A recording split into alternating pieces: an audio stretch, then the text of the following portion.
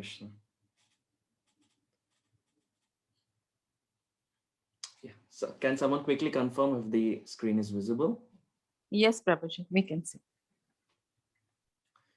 Om Ajnanatimirandhasya Jnananjanashalakaya Chakshurunmilitam Yena Tasmai Shri Gurave Namaha.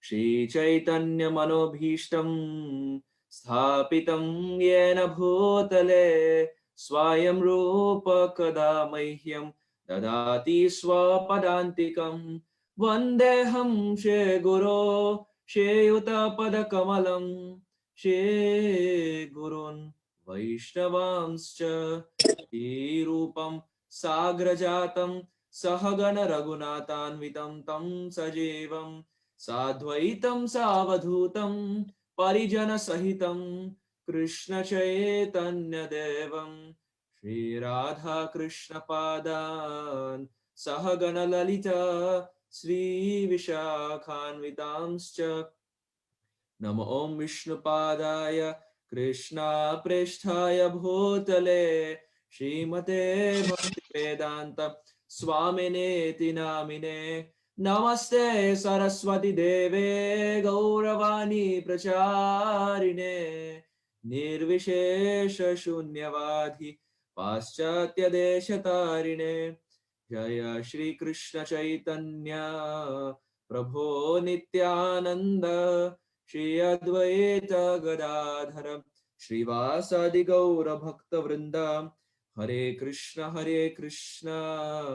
Krishna Krishna Hare Hare Hare Rama Rama Rama Hare Hare Gurave Gaura Chandraya Radhikaya Tadalaye Krishnaya Krishna Bhaktaya Tadbhaktaya Namo Namaha Anandalilamaya Vigrahaya Hemavadivya Chavisundaraya Tasmai Mahaprema Rasapradaya Chaitanya Chandraya Namo Namaste Chaitanya Chandraya Namo Namaste Chaitanya Chandraya Namo Namaste.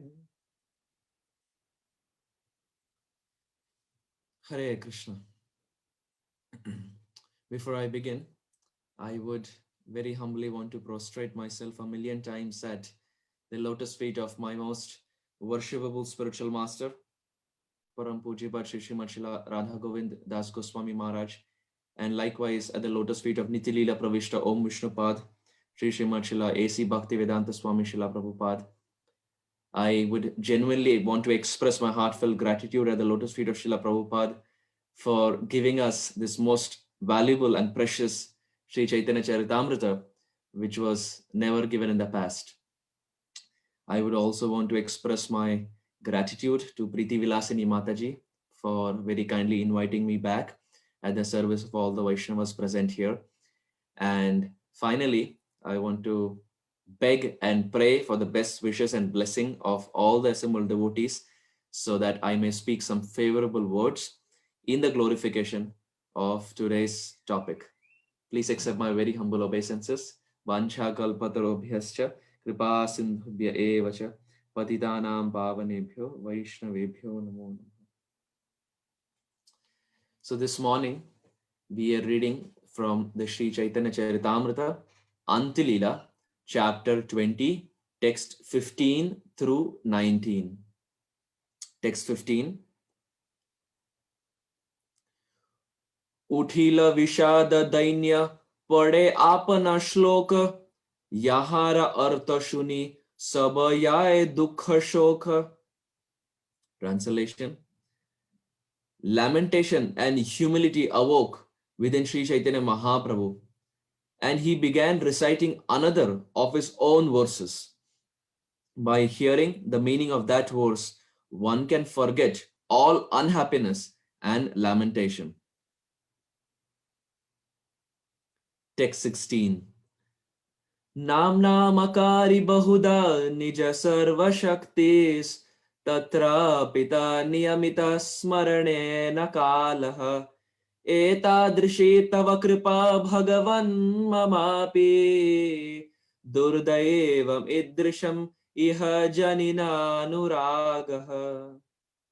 Translation: My Lord, O Supreme Personality of Godhead, in your holy name there is all good fortune for the living entity, and therefore you have many names such as Krishna and Govinda, by which you expand yourself.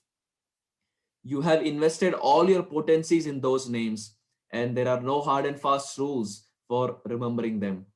My dear Lord, although you bestow such mercy upon the fallen, conditioned souls by liberally teaching your holy names, I am so unfortunate that I commit offenses while chanting the holy name, and therefore I do not achieve attachment for chanting. Text 17. Aneka lokera vancha, aneka prakar, krupate karila aneka namera prachar.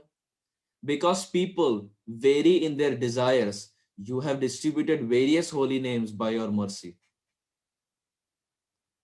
Khaite shuite yathatata namalay, kala desha niyam nai sarva siddhi hai.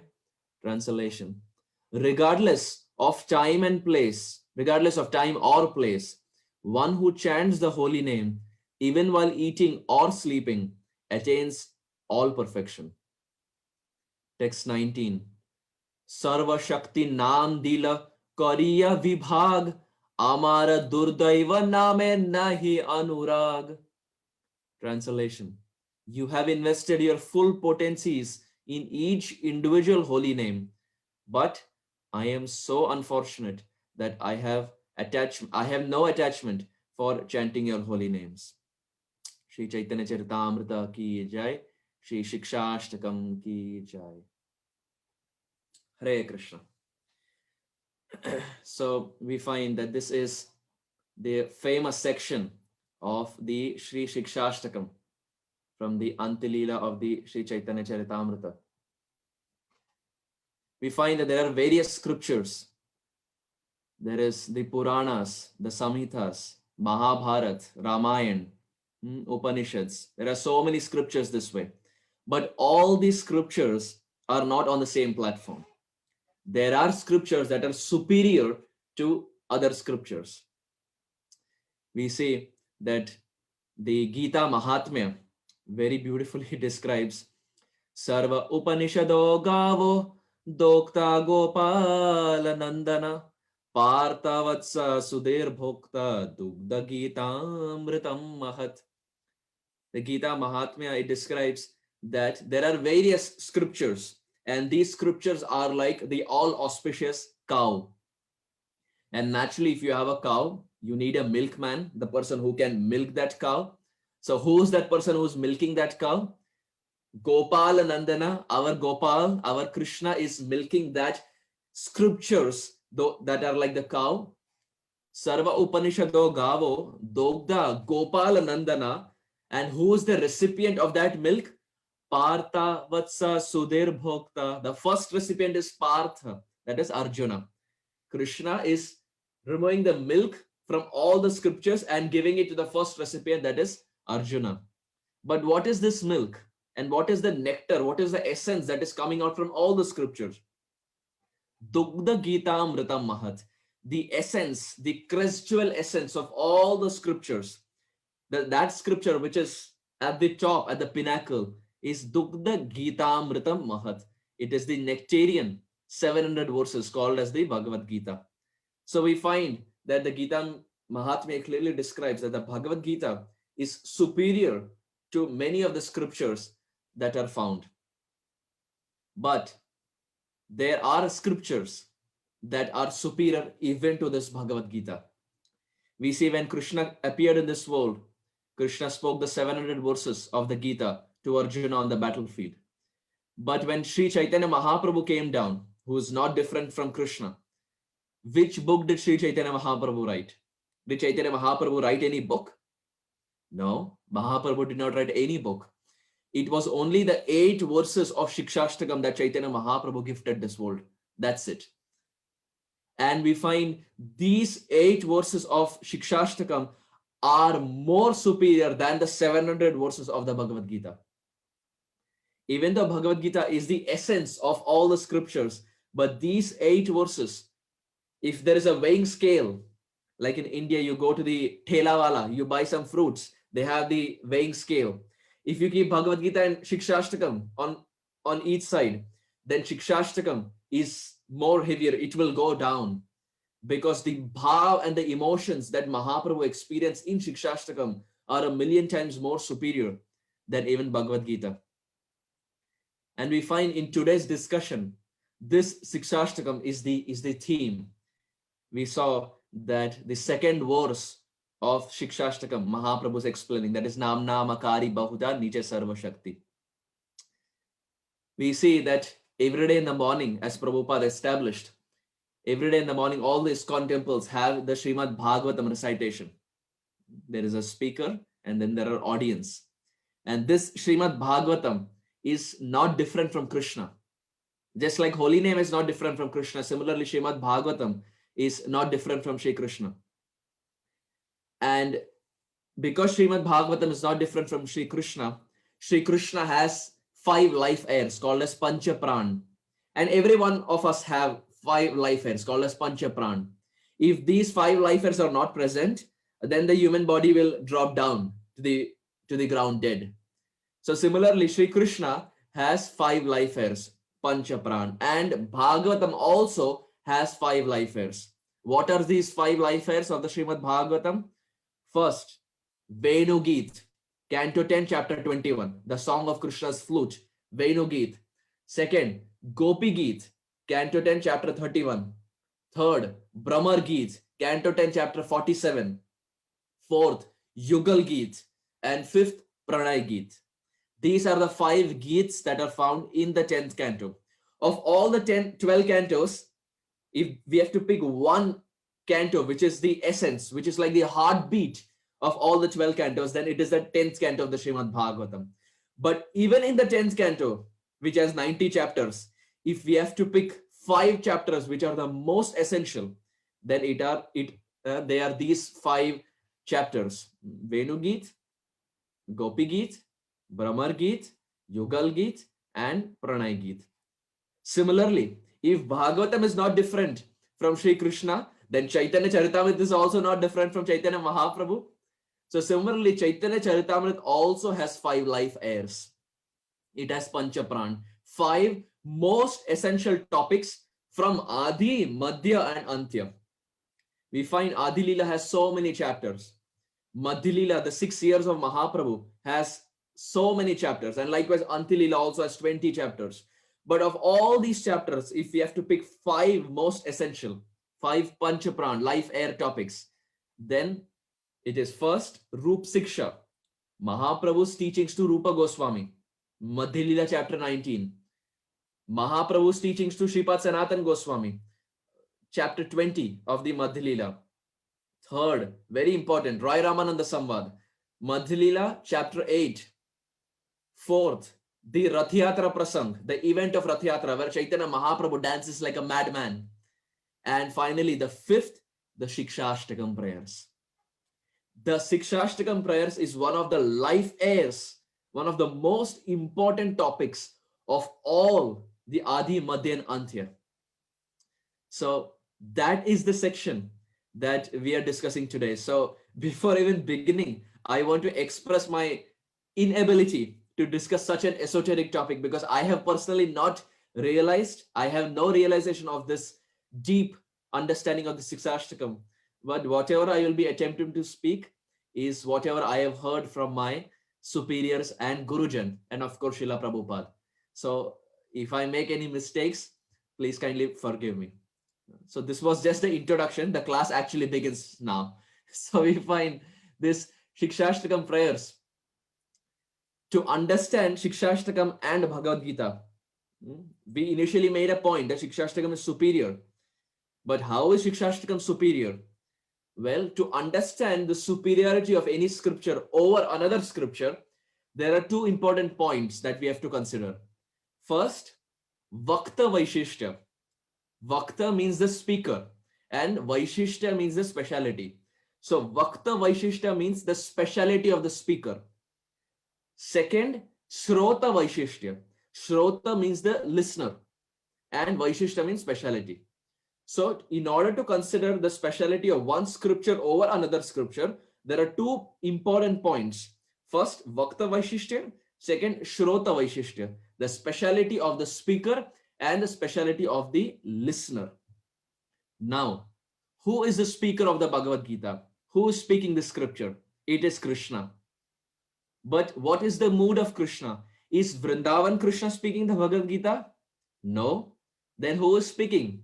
It is Dwarkadish Krishna. And that Dwarkadish Krishna is called as the Vaibhav Prakash. So Vaibhav Prakash of the Lord means that form of the Lord where the mood is different. He is Krishna only, but the mood is different. So that is called as Vaibhav Prakash. These are technical terms, good to know. We generally don't discuss these terms very often, but in these sections, it is FII, good to know. If someone comes up, then we know that the Dwarkadish Krishna is called as the Vaibhav Prakash of the Lord. And this Vaibhav Prakash of the Lord, who is speaking the Bhagavad Gita, he is not superior to Vrindavan Krishna. Why? Because we find the Vrindavan Krishna, what are his attributes? Gopavesh, Venukar, Navakishore Natavar. Our Vrindavan Krishna has Gopavesh, which means he has Tribang Lalit Sham Sundar form. He has a peacock feather. He has a flute. He has a bugle. He has Pitambar Vesh. He has nice gopi dots. He has Vaijayanti Mala. So this is the form of Vrindavan Krishna. Exactly. Barha Pidam Natavara Vapu Karana Yoho Karanikaram. Canto 10, chapter 25, text 5, Venugit section. There again, the form of the Supreme Lord is described. So that is Vrindavan form. That is Gopa Vesh. And Krishna in Vrindavan also has Gopa Avesh. Avesh means absorption. Krishna is absorbed in the mood of being a Gopa. He's playing with his friends. He's lying. He's stealing. He's cheating. He's eating dirt. So there is Gopa Vesh and there is also Gopa Avesh. Just play of words. So this is Vrindavan Krishna. But the Krishna of Dwaraka, who is speaking Bhagavad Gita, the Vaibhav Prakash, does he have Gopa Vesh? Does he have peacock feather? No. Does he have flute? No. Does he have bugle? No. Does he have Vaijayanti Mala? No. Does he have gopi dots? No. Which means he is not Vrindavan Krishna. And is he in Gopa Avesh? Is he in the mood of a Gopa? No. Why? Because he thinks he's a Kshatriya. He considers himself as the son of Devaki Maya and Vasudev Maharaj. So he's in the mood of Kshatriya, in the mood of fighting. And this is not the mood of Vrindavan Krishna. So Bhagavad Gita is spoken not by Vrindavan Krishna. And we very well know that between Vrindavan Krishna and Dwaraka Krishna, it is Vrindavan Krishna who is superior. So it is not Vrindavan Krishna who is speaking Gita, but it is Dwaraka Krishna who is speaking Gita. This is Vakta Vaishishtya. And it is of paramount importance to know that we see that if the speaker is very exalted, but the audience is not exalted, then the speaker, even though he's very self-realized, he cannot open his heart completely because the audience is not of the same level. Similarly, if the speaker is not qualified, but the audience are very qualified, still the Harikatha cannot be very deep because there is like Rasa Abhas. Only if the speaker and the audience both are first class, very qualified, then the Harikatha that comes out from the lips of the speaker, that is first class, that is highest caliber. So now Bhagavad Gita is spoken by Dwarkadish Krishna. Who is the listener? Who is hearing? It is Arjuna. Arjuna is hearing. And what is the mood of Arjuna? Arjuna is in the mood of Sakhya, friendship. So much so that he gives orders to Krishna. He is not an ordinary friend. He is giving orders to Krishna. Senayor ubhayor madhye ratham sthapay me achyuta. Oh Achyuta, please take my rath to the center of the battlefield. So he's giving orders. And if you're giving orders to your friend, that's not normal friendship. That has to be some special kind of friendship. And so much so that because battlefield is a place where there is complete commotion. How did Arjuna tell Krishna to take left or to take right? There was no GPS. There was no Google Maps. There was no Alexa. There was no city. There was none of these things. How will Krishna know whether to take a left or to take a right? Amidst all the commotion, all the sound, all the noise, Arjuna would kick on the back of Krishna. If Krishna had to take a left, then Arjuna would kick on the left shoulder. If right, kick on the right shoulder. And if they had to stop, Arjuna would kick straight on the back. So Krishna was ready to take kicks from his friend. So that was a special kind of friendship. But Arjuna was a friend, but there was some tinge of opulence. He was a good friend, but there was some tinge of opulence. Because we find in the 11th chapter of the Bhagavad Gita, when Krishna shows the universal form, Arjuna, when he sees that universal form of Krishna, his friendship completely falls to the ground. It gets diluted. That friend who was giving instructions now falls at the feet of Krishna and says, "My dear Krishna, please forgive me." Sakheti matva prasabham yaduktam He Krishna he Yadava he Sakheti Ajanatama himanam javedam Maya pramadat pranayena vapi Ye chavahasa tamasat kritorpi Viharasayasana bhojaneshu Ekotyavapyachu tatat samaksham Tachamaye tvam ahama prameya. Bhagavad Gita, chapter 11, text 41 and 42. When Krishna shows the universal form, Arjuna falls to the ground. And he says, Sakheti matva prasabamya duktam. Hey Krishna, hey Yadava, hey Sakheti. He tells, my dear Lord, I would call you by these names. Hey Krishna, hey Yadav, hey Sakhe. Ajanata mahimanam tavedam. My dear Lord, I did not know your glories. Bhagavan, मैं आपकी महिमा जान नहीं पाया. I could not understand your glories. Maya pramadat pranayena vapi. I fall at your feet. Yechava ha asartam asat krutosi vihara sayya sana bhojaneshu. My dear Lord, I would sit and eat with you. And sometimes I would give you my remnants and you would eat those remnants. And you never told me that you are Bhagavan.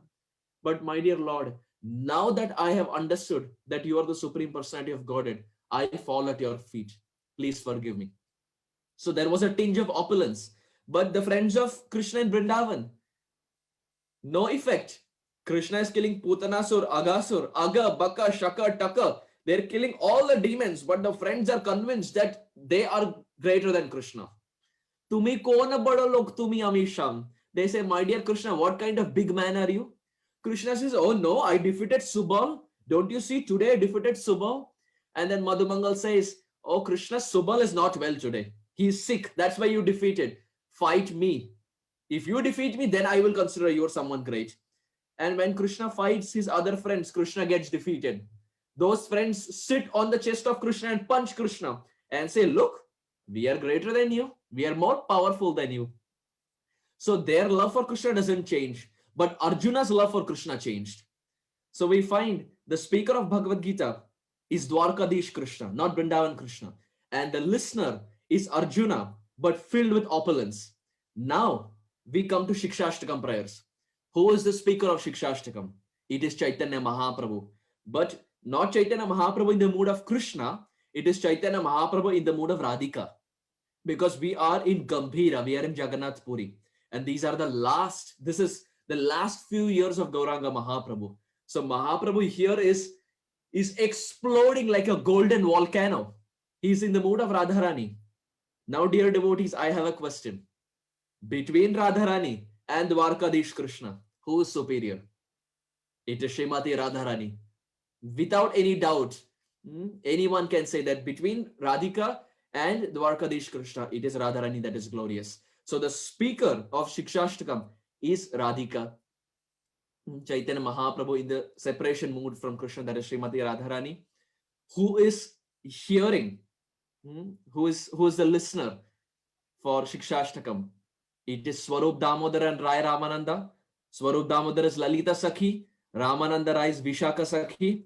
Now my question, between Lalita and Vishaka and Arjuna of Dwaraka, who is glorious, or definitely it is Lalita and Bishakha. So amidst the speakers, Shikshashtakam is glorious. Amidst the listeners, Shikshashtakam is again glorious. And now we come to the place. We have discussed the speaker, we have discussed the listener. Now we come to the place. Where was Bhagavad Gita discussed? In the battlefield of Kurukshetra, where there is complete noise. There are swords, horses, elephants, bloodshed. People are dying. Amidst this scenario, Krishna speaks the Bhagavad Gita. But where is Shikshashtakam spoken? It's spoken in isolation, in Gambhira, in the house of Kashi Mishra. And now we see that if there is a lot of commotion, like in classes we find, during physical classes, not virtual, but in physical classes, we find if the class is going on and children are making a lot of noise, then it is very difficult to absorb ourselves. And naturally, the heads turn towards the children more. Instead of the speaker, the heads turn toward the speaker. So when there is a lot of commotion, the Harikatha cannot go very deep. But we find in Gambhira, where there is complete isolation, no one is there, and there are, in the audience there are only two. Now we have 48, but when Chaitanya Mahaprabhu was speaking, there was only two in the audience, that is Lalita and Vishakha. So the place is also conducive. So Gambhira, it becomes more glorious than even Kurukshetra.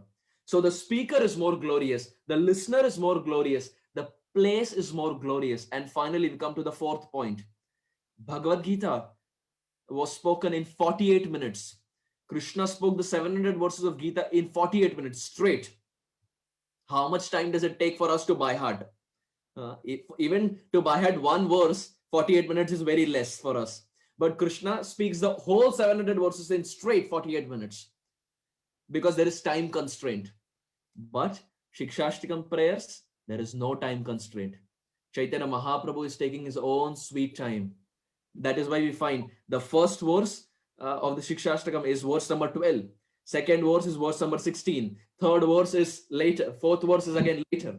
So the Lord is taking his own sweet time and relishing each and every verse and then giving it out.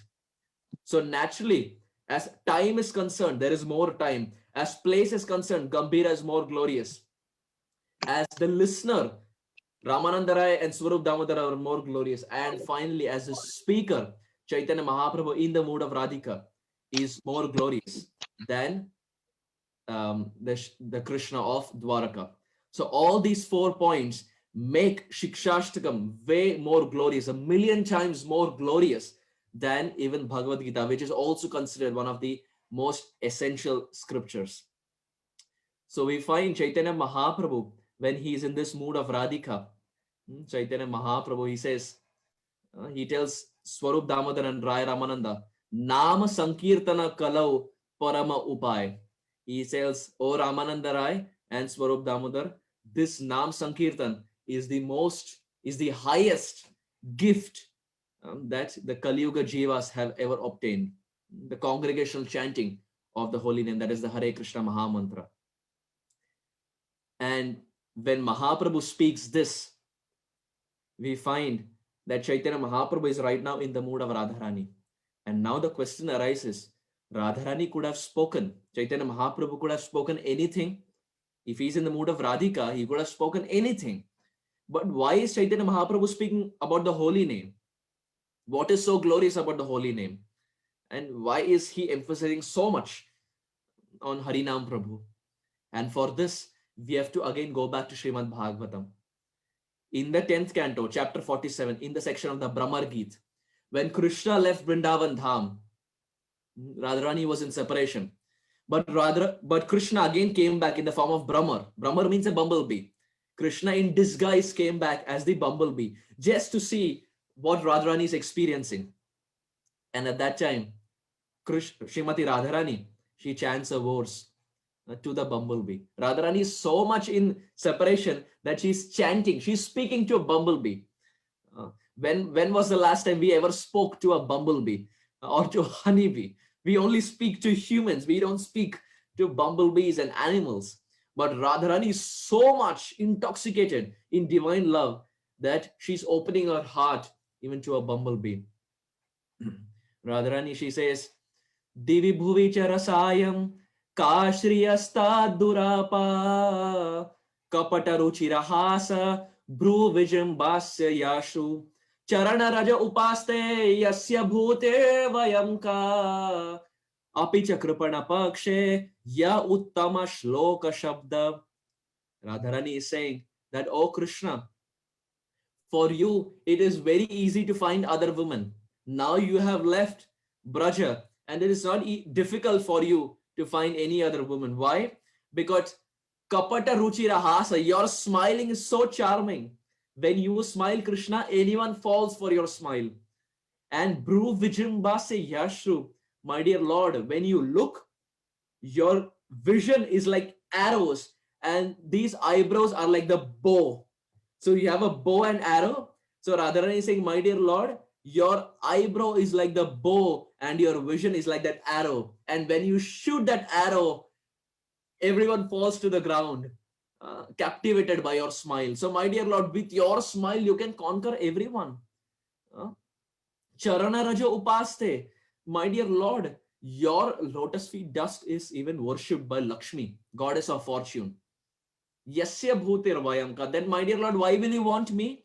If Lakshmi Devi is there for you and you can get any women of this world just by your vision, then why will you want me? Yasya bhutir vayamka. But then Radharani finally she says, Apicha kripana pakshe. Oh, I am very wretched now that you have left me and Lakshmi is worshipping your feet. You have the queens of Dwaraka. Now that you have got Rukmini and Jambavati and so many other queens, Apicha kripana paksha, I am wretched. Why will you want me? But the only thing that I can take shelter of is your name. Ya Uttama Shloka Shabda. My dear Lord, your name is Uttam Shloka. And I know you are not different from your name. So this is the only shelter I can take. You are not physically present, but I know you are present through the form of your holy name. So there Radharani, in the section of Brahmar Geet, she tells the bumblebee that now Krishna is gone. Let me take shelter of his holy name and give happiness to my heart. Apicha kripana pakshe ya uttama shloka shabda. Let this word uttam shloka give happiness to my heart. And now Chaitanya Mahaprabhu is in that same mood of Radharani. And this is the reason Chaitanya Mahaprabhu is giving the glories of the holy name. Because there Radharani took shelter of holy name as a resort. And here Chaitanya Mahaprabhu, who's experiencing the same mood, is speaking about Nam Mahima. So this is the connection between Brahmar Geet and the Sikshashtakam prayers. Otherwise, the question may arise, why holy name? Mahaprabhu could have spoken anything. But the answer is Radharani took shelter of Harinam Prabhu there. And this is why Chaitanya Mahaprabhu also takes shelter of Nam Prabhu. But now, another question arises. In the assembly, when Shikshashtakam is being spoken, the reason I'm stressing so much on Shikshashtakam is we always get time to speak about Harinam Prabhu, glories of the holy name, but seldom do we get time to emphasize on Shikshashtakam. So that is the reason I am emphasizing little more on these prayers of Shikshashtakam. So we find when Chaitanya Mahaprabhu is speaking these Shikshashtakam prayers, in the audience is only Lalita and Vishaka, that is Swarup Damodar Goswami and Roy Ramananda. But the question may arise, why is Gadadhar Pandit not present? We find throughout Gadadhar Pandit is not present in Gambhira. Question may arise, why? Is Gadadhar not qualified? Well, of course he is qualified. Gadadhar is Radharani. Who can be more qualified than Srimati Radharani? So the question arises, when Shikshashtakam is being spoken, why is Gadadhar not there in the audience? And it's a very valid question. And the beautiful answer is, for this, we have to take, like, just imagine we are in a village. We are in a village. And as we know, in village, traditionally, they all live very close by. All the houses are, the walls are almost adjacent. So we are in a village, and in a village, there is one boy who has just lost his father. The small boy who has just lost his father. So now naturally people come and try to give solace to the heart of that boy. They come and say, oh, don't worry, everything will be fine. Don't cry, please take care. They try to speak all sweet words, but Does that give solace to the heart of that boy? No, because only he knows what he's experiencing. Now that he has lost his father, only he knows what pain is going on in his heart. He sure enough hears all the words of solace, but that really doesn't give solace to his heart because he knows how painful it is to lose his father. After a week, in that same village, another boy again loses his father. So now again, all the friends, they go and they give solace to that boy. They say, "Oh, don't worry, you will be fine. Time will take care. Time heals everything." They try to go and give solace to that second boy. All the children go, but the first boy who lost his father, he doesn't come. Why? Because he understands that these words of solace don't make any sense. Other boys have not experienced this, but the first boy has experienced it. He understands, he knows what the second boy is going through. So this first boy, he from a distance just looks what is happening. He doesn't come and give solace because he knows how painful it is. Others may come and give solace, they may speak sweet words, but this first boy doesn't come to the second boy. From a distance, he just looks because he understands that both of them are in the same boat. Both are being tormented by this separation from their father. Similarly, who is Gadadhar Pandit? Radharani. And Radharani has already in Dwapar experienced this separation from Krishna. So Gadadhar Pandit already knows this mood of separation. And now Chaitanya Mahaprabhu is experiencing this mood of separation. So Lalita and Vishakha are coming and trying to give solace by saying, "Chaitanya Mahaprabhu, don't worry, everything will be okay." But Gadadhar Pandit, who has already experienced this, he doesn't come. He's standing at Tota Gopinath and seeing from a distance. And when Chaitanya Mahaprabhu is crying in Gambhira, Gadadhar Pandit is also crying at Tota Gopinath. Because Gadadhar understands that these words of solace don't make any sense. He understands what the heart goes through when one is separated from Krishna. Because Gadadhar has experienced this in Dwapar. And now that Chaitanya Mahaprabhu is experiencing, Lalita and Vishakha speak some sweet solace words.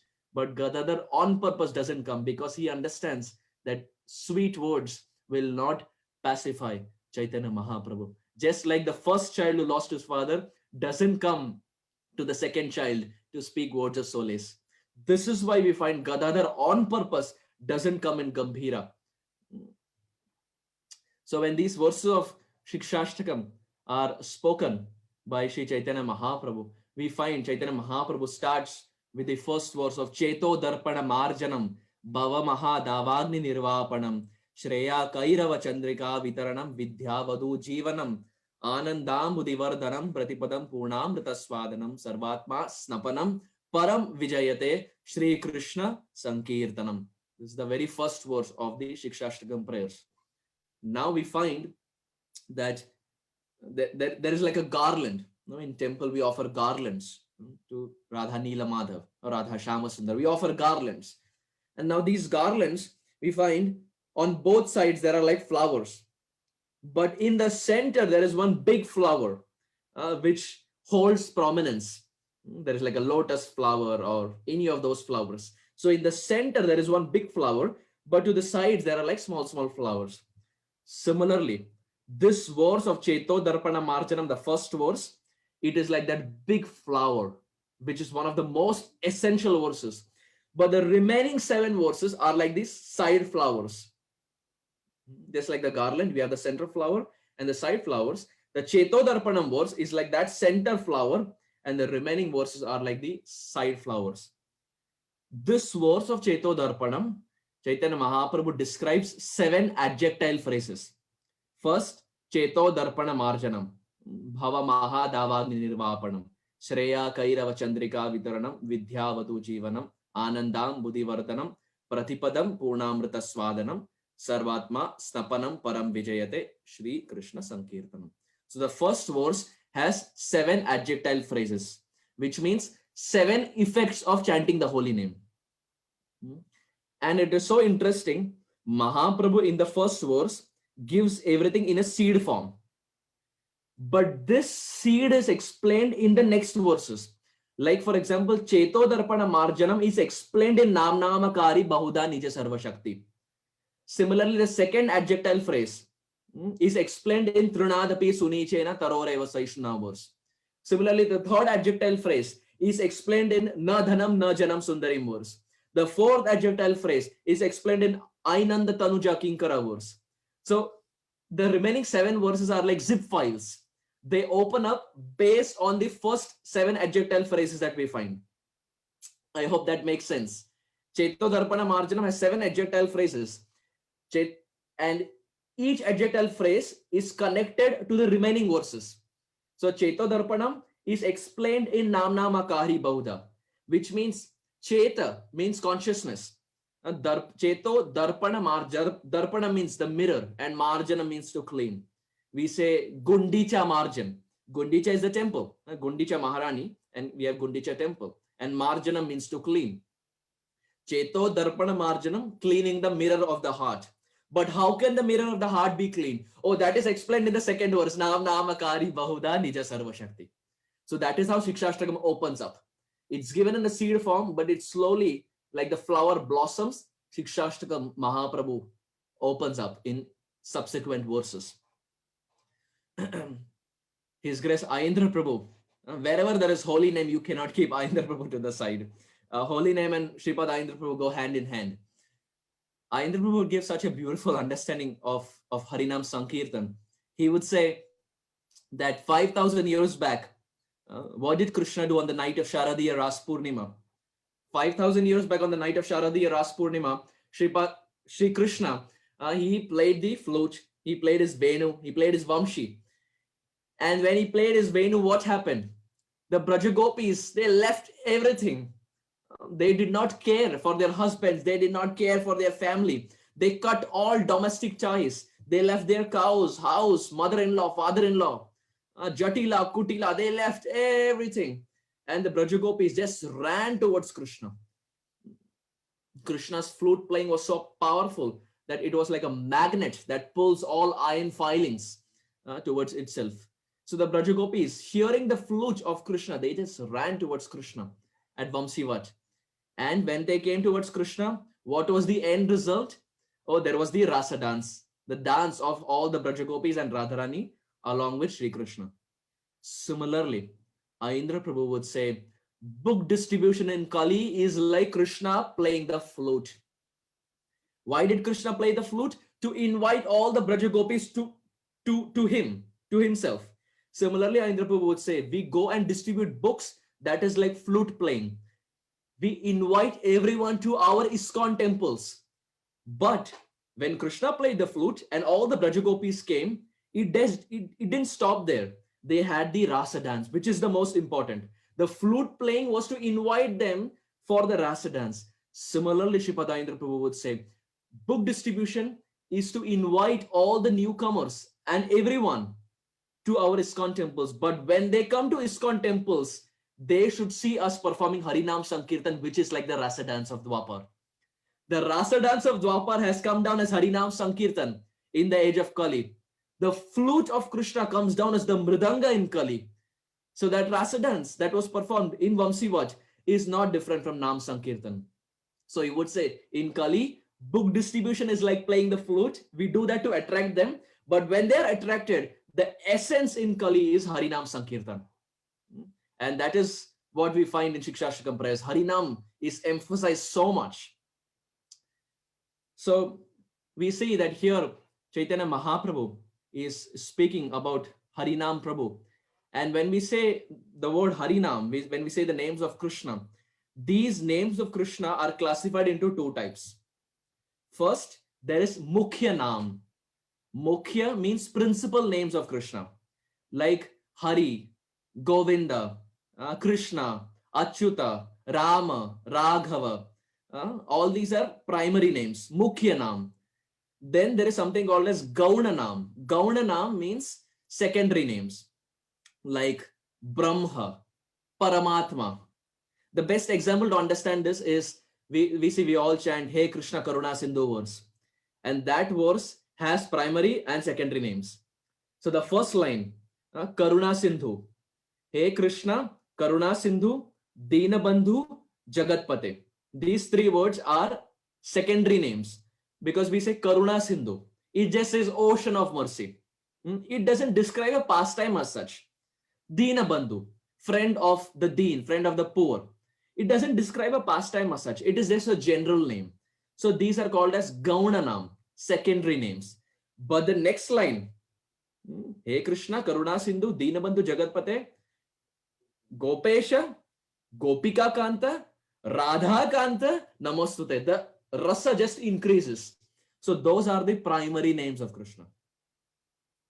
We actually have all of this in front of us, but sometimes we just sometimes we just don't give much attention to it.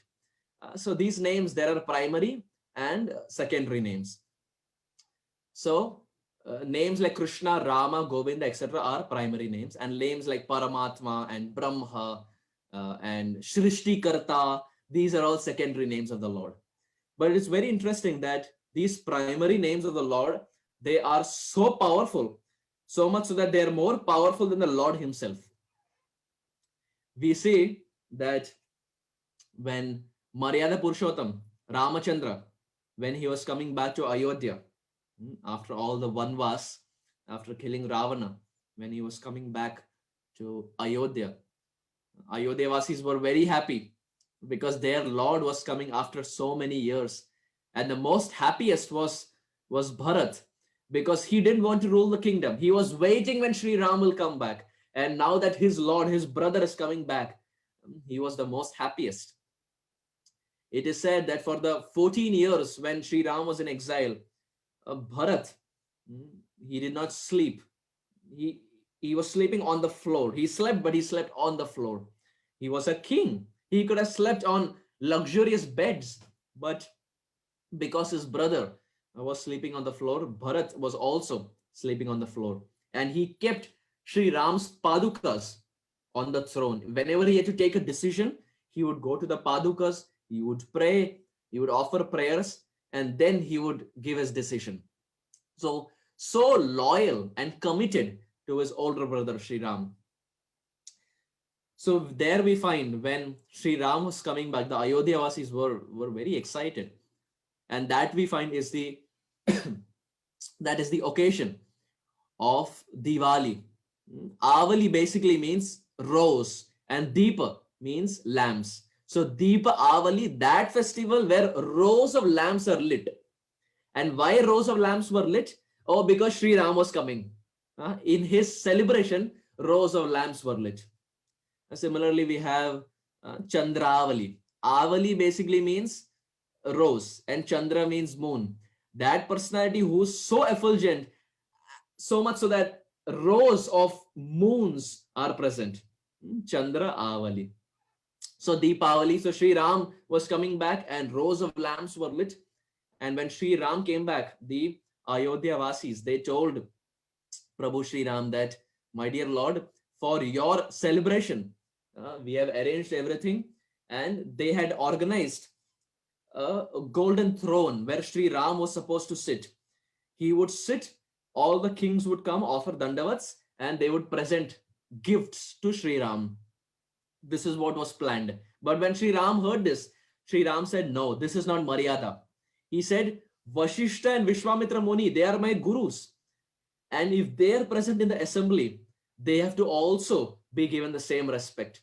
So he told the Ayodhya Vasis that keep 2 more thrones in this stage. The kings will come, they will offer dandavat to Vashishta Muni, offer a gift. They will offer dandavats to Vishwamitra Muni, offer a gift, and then they will come to me, offer dandavats, and then they will provide the gift. So Sri Ram is always following Maryada. He never does Maryada Vyatikraman. He never transgresses Maryada or rules and regulation. So like this, all kings were coming. They were offering dandavats to Vashishta, then Vishwamitra, and then Sri Ram, giving gifts and then going back. Now in that line was a king by the name Simanta Maharaj. Simanta Maharaj was standing in the line, ready to offer gifts to everyone. But now a very special personality walked into that assembly. He is such a personality who, in general in India, people always address him that somehow he has got this name that he does chugli, to talk behind the back or to create fights. Now, you know whom I'm talking about. It is Narad Muni. Narad Muni walked into that assembly with his veena. Narad Muni came. Narad Muni bajaye veena Radhika Ramana name. Narad Muni bajaye veena Radhika Ramana name. Narad Muni walked and he looked at everything of what is going on. And now Narad Muni goes to Simanta Maharaj. Now, up until now, everything was going okay. Now Narad Muni instigates. Narad Muni goes to Simanta Maharaj and says, actually, Vishwamitra is not qualified. Vashishta Muni and Sri Ram are qualified, but Vishwamitra is not qualified. So when you go to the stage, don't offer Dandavat to Vishwamitra. Don't offer gifts to Vishwamitra Muni. He is not qualified. And Simanta Maharaj, when he hears this, he says, okay, if the instruction is coming from Narad Muni is so exalted. So he decides to follow that instruction. He goes to the stage. He offers Dandavat to Vashishta Muni, gives a gift. He neglects Vishwamitra Muni. He just ignores Vishwamitra Muni and goes stage towards Sri Ram, offers Dandavat and gives a gift and just leaves. When Vishwamitra Muni sees this, he becomes furious. He starts fuming in anger because he's insulted in front of so many people. He's not given Dandavat and he's not given a gift. So he becomes really furious and he just storms out of that assembly, Vishwamitra Rishi. When he goes out, Sri Ram understands that something wrong has happened. So Sri Ram follows Vishwamitra Rishi and he asks Vishwamitra Rishi that what has happened. Did something wrong happen? Did I do something wrong? Can I rectify? Oh Guruvar, oh Guru Maharaj, why did you leave? And Vishwamitra explains the whole story. When Sri Ram hears this, Ram becomes very angry because Goswamiji says in Ramcharitmanas, Bhakt prati jo kara aparadi Ram rosh pavak so jarahi. Anyone who does offenses to the devotees of Sri Ram, Rama Rosha Pavako Sojarahi, the Supreme Lord burns that person just through his vision. He doesn't even have to take his bow and arrow. Bhakta Prati Jo Kara Aparadi Rama Rosha Pavaka Sojarahi. So Sri Ram doesn't like Vaishnava Aparad. Even Krishna doesn't like Vaishnava Aparad. And likewise, even our Gauranga Mahaprabhu, he doesn't like Vaishnava Aparad. So in whichever yuga you are in, there is no scope for Vaishnava Aparad. We can never give an excuse of offending Vaishnavas. So here Vishwamitra Muni was offended and Sri Ram was so angry. So he asked Vishwamitra Muni, what can I do? And Vishwamitra Muni, he said, cut off the head of Simanta Maharaj and place it at my feet. This can be his prayashchita. Cut off his head and place it on my feet. So Sri Ram, when he hears this, he says that, oh Guruvar, he's our guest. And we see in Vedic tradition, Atiti Devo Bhava, a guest is considered like God. And this is not how we treat our guest. This is not how we treat Bhagavan. So Sri Ram says that, oh, he is my Atiti. So how can I do this to him? How can I cut his head? So Vishwamitra Muni says, correct. That is also true. This is not how you deal with guests. So then Vishwamitra Muni says, till when is he present in Ayodhya? Till when is he your guest? So Sri Ram says, oh, he is my guest for the next 24 hours. So Vishwamitra Muni says, which means on the 25th hour, he is not your guest. Till 24 hours, he is your guest. On the 25th hour, he doesn't become your guest. Sri Ram says, correct. Vishwamitra Muni says, on the 25th hour, cut off his head and place it at my feet. Sri Ram says, theek hai, as you say. When this discussion is going on, Simanta Maharaj is standing outside and hearing everything. He is hearing the discussion of his head being cut off. Now you can imagine what was going on in his heart. He was traumatized. He didn't know what to do. He became completely blank. He ran towards Narada Muni and said, what instruction did you give? Your instruction is so dangerous that my life is now at stake. What instruction do you give? And when Narada Muni heard this, he said, well, I gave an instruction, but who told you to follow that instruction? You could have also not followed that instruction. I didn't force you. I just gave you an instruction. Who forced you to follow? So Narad Muni is a very interesting personality, very difficult to understand him. So Simanta Maharaj, said, I don't know all those things. Now everything has happened. You give me protection. Do something so that my life is saved. I have only 24 hours left. Narad Muni says, don't worry.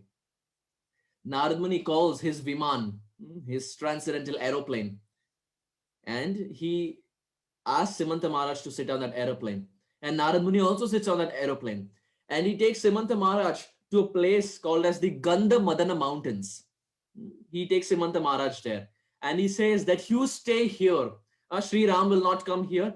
Stay here as much as possible so that your life can be spared. So Simanta Maharaj says, okay. And Narad Muni now leaves. And now Simanta Maharaj is waiting here. And dur tak, he doesn't find anyone. He doesn't find anyone. But after staying there for some time, from a distant place, he hears something. So he goes little ahead, a little ahead, and little ahead. And whom does he find? Hanuman. Hanuman is sitting there. And what is Hanuman doing? Oh, Raghupati Raghav Raja Ram, Patita Pavana Sita Ram. Raghupati Raghav Raja Ram, Patita Pavana Sita Ram. Our Hanumanji is sitting and chanting the holy names of Prabhu Sri Ram. When Simanta Maharaj sees this, he becomes more scared because he thinks, if Hanuman sees me, Hanuman will go and tell Ram. Because Hanuman is very dear to Sri Ram. And if he goes and tells Ram, Ram will come here and kill me. So what is the purpose of me coming here to Gandha Madana mountains? So Simanta Maharaj was really traumatized. And Hanuman looks at Simanta Maharaj and says, what are you doing here? So Simanta Maharaj explains the whole story. And Hanuman says, don't worry, I will give you protection. I will protect you from Sri Ram, don't worry. And at this time, when this discussion is going on, Narad Muni goes back to Ayodhya. He goes back to Sri Ram and says, my dear Lord Ram, are you searching for someone? Aap kini ko khoj rahe kya? Are you searching for someone? And Sri Ram says, yes, I am searching for Simanta Maharaj. And Narad Muni says, Simanta Maharaj? Oh, he's not here in Ayodhya. He's in Gandha Madana mountains. Do you want to go there? I can take you there if you want. And Sri Ram says, please take me there. I want to kill Simanta Maharaj for his Vaishnava Aparadh. So Narad Muni says, definitely, my dear Lord, you have given an instruction to me. I will take you there. So he took Simanta Maharaj to Gandha Madana mountains for protection. Now he's asking Sri Ram to again come there. Very difficult to understand, Narad Muni. So he takes Sri Ram there. And when Sri Ram sees Simanta Maharaj, he becomes so angry that Sri Ram picks up his arrow. He picks up his Brahma Astra and his Pashupati Astra. Brahma Astra is that Astra which Brahmaji uses. And Pashupati Astra is that Astra that Lord Shiva uses. Very powerful. And Ram picks up both those arrows. Even one arrow is enough to kill Simanta Maharaj. What to speak of arrow? Rama Rosha Pavaka Sojarahi. Even his vision is good enough. But Ram, you can imagine, was so angry that he picks up these two arrows and tries to aim at Simanta Maharaj. When he aims at Simanta Maharaj, Hanuman comes ahead. Hanuman comes ahead and Simanta Maharaj is hiding behind Hanuman. And Hanuman says, my dear Lord, if you desire to kill Simanta Maharaj, first you have to kill me. If you kill me, then you can kill Simanta Maharaj. Without killing me, there is no way you can touch him. And Sri Ram says, Hanuman, you get to the side. You are not there in picture. You get to the side. He has done a Vaishnava Aparadh for which he has to pay. Hanuman says, my dear Lord, I don't know anything. If you want to kill Samanta Maharaj, first you have to kill me. So Sri Ram is so much in anger that he shoots the arrow. Both the arrows he shoots. And what is Hanuman doing at that time? Not just Hanuman, but Hanuman and Simanta Maharaj, both at that time are chanting Ram, Ram, Ram, Ram, Ram, Ram. They're chanting the names of Prabhu Sri Ram. And when these two arrows come, they come near Hanuman and they fall at the feet of Hanuman. Why? because these two arrows are personalities. They are not normal arrows. They are not like the bow and arrow 5-10 rupees arrow that we get on the streets. It is not like those arrows. These are personalities. So when these arrows, when they see that Hanuman and Simanta Maharaj both are chanting the names of Sri Ram, they fall at the feet, and they fall, not just fall at the feet, but they again come back to Sri Ram and go back to his quiver. When Ram sees this, he says, "What is this? Never has it happened like this. I have always shot arrow and I have 100% track record. But for the first time, these arrows have come back without killing the victim. What has happened?" And these arrows, they say, "My dear Lord, they are chanting your name. They are taking shelter of your name. If someone is taking shelter of your name, how can we go and kill them? Your name is so glorious. How can we go and kill them?" And when this discussion is going on, Narad Muni again goes back to Ayodhya, and he goes to Vishwamitra Muni and says, "Vishwamitra Muni, are you searching for someone?" He says, "Yes, I am searching for Sri Ram. Ram is not to be seen." Or Narad Muni says, "Oh, he is there in Gandhamadana mountains. Do you want to go there? I can take you. I took Sri Ram also. If you want, I can take you there." And Vishwamitra Muni says, "Please take me there. I want to be with Sri Ram." So now Vishwamitra Muni is also brought to the scene. And when Vishwamitra Muni is brought to the scene, Narad Muni, he turns towards Simanta Maharaj and says, "Simanta Maharaj, offer Dandavat Pranam. Prostrate yourself completely at the lotus feet of Vishwamitra Muni." So Simanta Maharaj gives complete Dandavat Pranams. And when he gives complete Dandavat Pranams, Narad Muni says, "Oh Vishwamitra Rishi, you wanted his head at your feet, but look at him. He is not just offering his head, he's offering his whole body. Please forgive him." Because initially, as we discussed, Vishwamitra Muni wanted the head of Simanta Maharaj, but in the form of Dandavat, Simanta Maharaj was offering his whole body, not just his head. So when Vishwamitra Muni saw this, he started smiling, and he understood that Narad Muni is expert in tricking. So he forgave Simanta Maharaj. But Sri Ram now, he looked at Narad Rishi and said, "Why did you do all this?" They understood that the cause behind everything was Narad Rishi. So Sri Ram asked, "Why did you do all this? What did you get by doing all this?" And at that time, Narad Muni says, "My dear Lord, I wanted to show the world two things. First, your names are more powerful than you, my dear Lord. If anyone is chanting your names are so powerful that it can protect that person from you. Your Brahmastra and Pashupati Astra can also not do anything in front of your holy name." And this is exactly what Chaitanya Mahaprabhu says. Nam Namakari Bahuda Nija Sarva Shakti. The Lord has invested all his Shaktis in his holy name. And Hanuman and Simanta Maharaj both got protected just by chanting the names of the Supreme Lord. And Narad Muni said, "My dear Lord, the second point I wanted to show the Lord is your names are more compassionate than you. You wanted to kill them, but your names are so merciful that it offered their mercy in the form of protection." These two things I wanted to show. Your names are more powerful than you, and your names are more compassionate than you. When Sri Ram hears this, Sri Ram goes and he embraces Narad Muni and goes and embraces Simanta Maharaj. And then everything is back to normal. And then the celebration of Sri Ram's return is again continued. So Narad Muni, there we find this point is made of the glories of the principal names, the Mukhya names of the Supreme Lord. But now, when we chant the Hare Krishna Mahamantra, we say Hare Krishna, Krishna Krishna, Hare Hare, Hare Rama, Rama Rama, Hare Hare. So when we say Rama, Hare Rama, that Rama is not Raghupati Ram. It is not Ayodhya Ram. It is not Dasharath Nandan Ram that we address, because that is Aishwarya conception. We are Gaudiyas. We are followers of the Brajbasis. So for us, that Ram is Radhika Raman. This is one understanding. Or second, that Ram, that Ra stands for Radha and Ma stands for Madhava. So for us, Rama means Radha Madhava or Radha Neela Madhava. That is what Ram means for us, or Radhika Raman. For us, Ram doesn't mean Ayodhya Pati Ram. That is not the conception that we have while chanting the Hare Krishna Mahamantra. And it's very interesting that we say that Chaitanya Mahaprabhu, when he came down to give something that was never given before. Chirad adatam nijagupta vittam swaprema namamrit atya udara apamaram yo vidadat gaura krishno janebhyastam aham prapadye. In the Madhya Kaviraj Goswami describes Chirad adatam. So da basically means time. Da has two meanings. One meaning of da means to give. Like we say Yashoda. Yasha means fame and da means to give.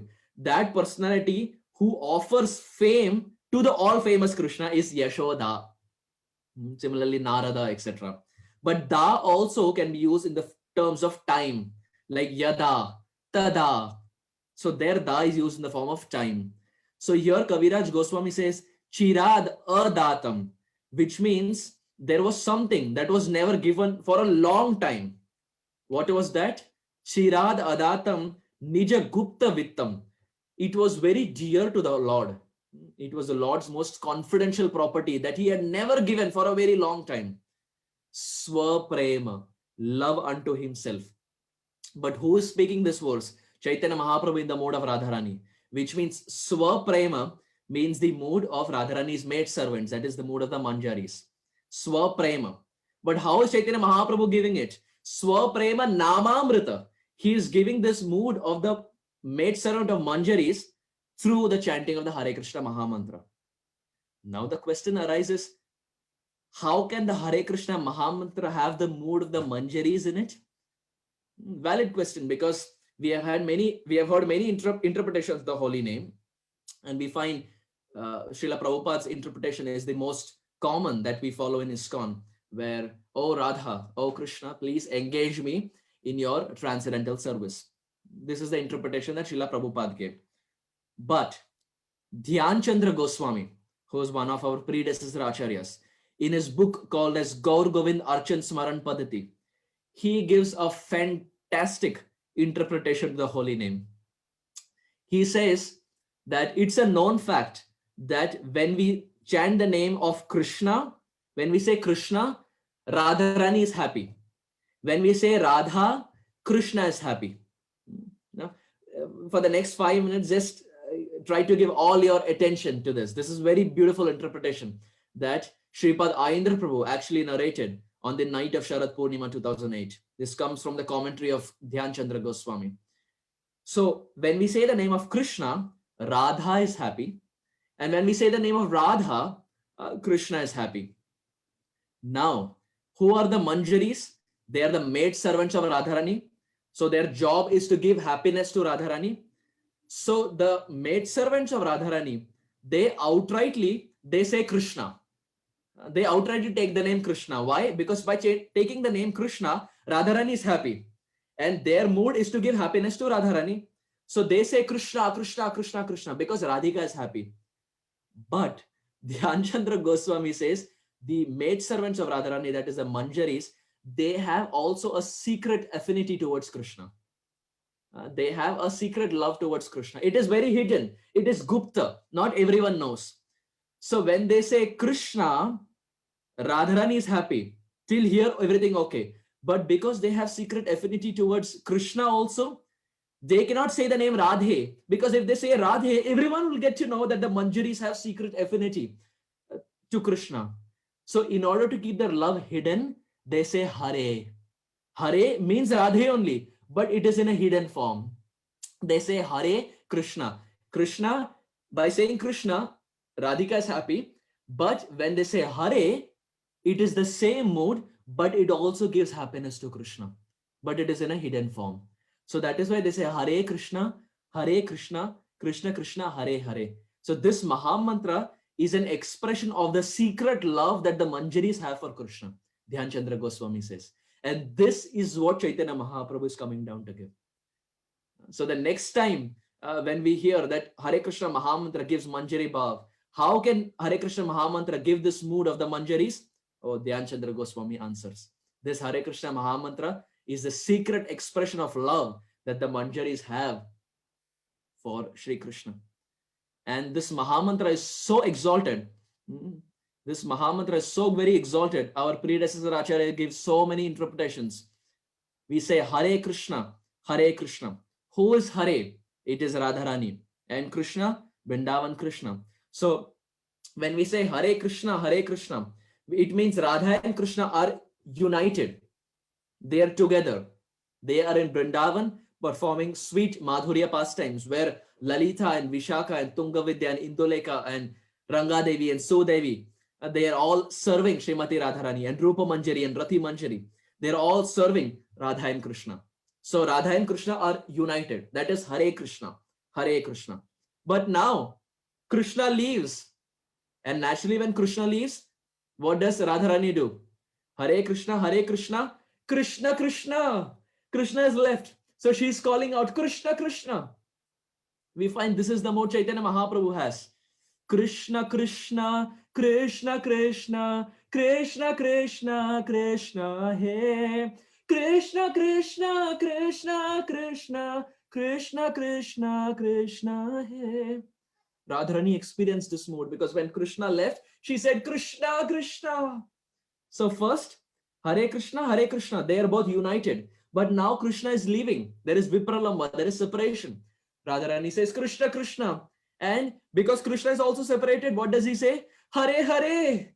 Oh Radhe, Hare Hare. So Hare Krishna, Krishna Krishna, Hare Hare. So in the first line, there is union, there is separation. Now in the second line, they are again meeting together. Hare Rama. So now this Rama cannot be Ram. It cannot be Raghupati Ram. Because if the first line is Radha and Krishna, how can the second line ever be Raghupati Ram? This is Rasabhas. So this second line we understand this Ram is Radhika Raman Krishna or Radha Madhav. Ramana means that form of Krishna who gives happiness, who gives delight to Radhika. So Hare Ram. So again Radha and Krishna are united. Hare Ram. Again Radha and Krishna are united. But now that Ram, Radhika Raman, is leaving. There is separation. So what happens? Hare Ram, Ram Ram. Oh Radhika Raman Krishna, Ram Ram. Rama Raghava, Rama Raghava, Rama Raghava Rakshamam. Rama Raghava, Rama Raghava, Rama Raghava Rakshamam. This is what Chaitanya Mahaprabhu was experiencing. So Radharani says Ram Ram. And now what does Radhika say? Hare Hare. Krishna Krishna. Hare Krishna, Hare Krishna, Krishna Krishna, Hare Hare, Hare Rama, Ram Ram, Hare Hare. So that Radhika Raman Krishna is saying Hare Hare, Radhe Radhe. So we find in the Hare Krishna Mahamantra, there is union, there is separation, there is union, there is separation. Mat vina vipralambena sambhogam pushtimashnute. Kaviraj Goswami says, without separation, union can never be nourished. If we are separated from one person for a very long time, and after a very long time we again meet that person, how happy we will be. We will be so happy to meet them again. But if you're always united with that person, this mood cannot be relished. So in Dwarka, Krishna is always with Rukmini and Satyabhama and etc. So that is why Krishna doesn't relish that mood very much. But in Vrindavan, there is meeting, there is separation. There is meeting, there is separation. And this gives so much happiness to Krishna's heart. And this Vipralamba Bhav is experienced in the Hare Krishna Mahamantra. There is first two Hare Krishnas are union. Then Krishna Krishna Hare Hare, that is separation. Then Hare Ram, that is union. Ram Ram, Hare Hare, that is again separation. So this union separation is found in the Hare Krishna Mahamantra. And this is the Madhurya conception that Kaviraj Goswami describes that Chaitanya Mahaprabhu came down to give. And that is why we find here Chaitanya Mahaprabhu is emphasizing so much on the holy name. Sripada Indra Prabhu would always say that in Kali, no devotional activity can ever supersede the chanting of the holy name. Holy name was, is, and will be till the end of Kali Yuga, the Yuga Dharma. And no devotional activity can ever supersede the Yuga Dharma. And Srila Jiva Goswami also in his works, Srila Jiva Goswami says that all the remaining limbs of bhakti, they are like supporting blocks. But the main block is the chanting of the Hare Krishna. If the chanting of the Hare Krishna Mahamantra is not present, irrespective of how much our other limbs of services we do, it will not yield the complete effect because we are not doing the Yuga Dharma. If Yuga Dharma is present and then we do all other devotional activities, then everything falls into perspective. But if Harinam Prabhu is not present and we are doing other limbs of devotional activities, it will never yield the complete benefit. And we find here Chaitanya Mahaprabhu saying, Nam Nam Kari Bahuda Nija Sarva Shakti. Shakti means two understandings. First, it gives protection, like it gave protection to Simanta Maharaj. But here Shakti also means Antaranga Shakti, Swarup Shakti. It can invoke the modes of Madhurya Ras, that is Vipralamba and Sambhoga. And as Dhyan Chandra Goswami mentions, it can also invoke the mood of the Manjaris, the maid servants of Srimati Radharani. So we should never underestimate this Hare Krishna Mahamantra that Sri Guru gives us during the time of initiation. This is the best gift that our Sri Guru can give us during the time of our Diksha. And the best part is this Hare Krishna Mahamantra, this chanting of the holy name, has no rules and regulation. Uthite shuite yatha tatha naam le desha kalam niyam nai sarva siddhi hoy. This Harinam should be chanted while getting up, while walking, while talking, while sleeping, while driving car, while laptop, while writing homework, while writing assignments. Whether you are a youth, whether you are an adult, whether you are old age, male, female, Indian, American, in India, in US, wherever you are, whatever you're doing, whatever ashram you are in, Harinam Prabhu should always be chanted. Uthite, shuite, yatha tata naam lay. Desha kalam niyam nahi. There is no niyam. There are no rules. There is no rule of any country that only in US you can chant. You can't chant in India. You can chant only inside the house. You can chant in the washroom. There are no rules and regulations. Chaitanya Mahaprabhu is so merciful that he has given this holy name without rules and regulation. And anyone who accepts this Harinam Prabhu, Sarva Siddhi Hoy, he becomes completely perfect. And we find the best example are the Braja Gopis. Braja Gopis are always chanting the holy name. When the Braja Gopis are at home, when they are sweeping the floor, they are having a broom in their hand, they are sweeping the floor. But what are they chanting? Govinda Damodhar Madhaveti, Govinda Damodhar Madhaveti. They are cooking, they are making chapatis, they are making dal, they are making rice. But what are they chanting? Govinda Damodhar Madhaveti, Govinda Damodhar Madhaveti. They are putting their children to sleep in the cradle or in the swing. They are moving the swing. But what are they saying? Govinda Damodhar Madhaveti, Govinda Damodhar Madhaveti. The Braja Gopis, they meet at different houses after their household work is done. But what are they discussing? Govinda Damodhar Madhaveti, Govinda Damodhar Madhaveti. They are massaging their husbands. They are massaging the feet. They are massaging the hand. But what are they saying? Govinda Damodhar Madhaveti, Govinda Damodhar Madhaveti, Govinda Damodhar Madhaveti, Govinda Damodhar Madhaveti. They are massaging their husbands, but they are taking the name of Krishna. That is the level of absorption of the Braja Gopis. Whatever they are doing, in the morning time, they are feeding their children. But what are they saying? Govinda Damodhar Madhaveti, Govinda Damodhar Madhaveti. This is the best example. The Braja Gopis are teaching by example. Whatever you're doing, always the tongue should always be vibrating. With the beads, we may chant 16. But as Prabhupada said, 16 minimum rounds. So throughout the day, our tongue should always be vibrating like that of the Braja Gopis. And not just the Braja Gopis, even Maya Yashoda. We find this in the start of the Damodar Leela. Ekada Griha Dasishu Yashoda Nanda Gehini Karmantara Niyuktasu Nirmamanta Swayam Dadi Yani Yani Iha Gitani Tadbala Charitani Cha. Maya Yashoda, when she was churning, the butter.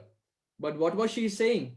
Govinda Damodhar Madhaveti, Govinda Damodhar Madhaveti, He Krishna He Yadhava He Sakheti, Govinda Damodhar Madhaveti, Govinda Damodhar Madhaveti. Maya Yashoda, when she's churning, her tongue is vibrating. So the Braja Gopis are always chanting. Maya Yashoda is always chanting. The friends are always chanting. Krishna, Krishna, Krishna, Krishna. Krishna this, Krishna that, Krishna this, Krishna that. Even though they're accusing Krishna, but still they're constantly saying Krishna, Krishna, Krishna. This is the mood of the Brajavasis. They're always chanting. And this is what Chaitanya Mahaprabhu is emphasizing in these Shikshashtakam prayers. Without Harinam Prabhu, this mood of the Brajavasis can never be invoked. If Harinam is not present, if you are not chanting, whoever we are, whatever ashram we are in, if Nam is not chanted, it can never invoke this mood of the Brajavasis, like the Sakhas, like Vatsalya, and like that of the Braja Gopis. And finally, we see that this Hare Krishna Mahamantra, as we mentioned, has no rules and regulations. It can be chanted by anyone at any time. And we find in Mahaprabhu's Leela, once when Chaitanya Mahaprabhu, he was going to a restroom, so Mahaprabhu, he held on to his tongue, because his tongue was constantly vibrating. Hare Krishna, Krishna Krishna, Hare Hare, Hare Ram, Ram Ram, Hare Hare. So Mahaprabhu, he held on to his tongue. So at that time, a 5-year-old child was there by the name Gopal. So the 5-year-old son, he looked at Chaitanya Mahaprabhu and said, "What are you doing? Why are you holding on to your tongue?" And Chaitanya Mahaprabhu said, "Oh, this is restroom. This is muchi. This is not clean. So how can I chant the names of the Supreme Lord in a place where it is not clean?" So at that time, Gopal, he said, "Acha, this place is not clean. That's why you're not chanting." What at the time of departure? At the time of departure, Kulashekar Alvar, he says, "Krishna tvadiya padapankaja panjarantam adhyaiva me vishato manasa rajahamsa prana prayana samayi kafavata pittai kantha varo dhanavido smaranam kutasthe." At the time of departure, the throat is choked with mucus, bile and air. People pass stool, people pass urine in the bed. So that is also a contaminated place. So Gopal, he tells Chaitanya Mahaprabhu that if you think the restroom is contaminated and you're not chanting, what at the time of departure? Will you say that I will not chant the holy name because the place is not clean? And Chaitanya Mahaprabhu said, "Fair enough. This is a valid point. Even though he's 5, he's speaking some philosophy and his points make sense." And Gopal, he convinced Chaitanya Mahaprabhu that, "My dear Lord, these holy names can be chanted everywhere." Actually, Chaitanya Mahaprabhu knew it. But just to set an example, Mahaprabhu orchestrated this pastime. And later, because this boy Gopal, he gave instructions to Mahaprabhu. He was called as Gopal Guru. And later, he goes on to take Diksha from Vakreshwar Pandit, one of the transcendental dancers in Mahaprabhu's Sankirtan party. He goes on to take Diksha from Vakreshwar Pandit and becomes Gopal Guru Goswami.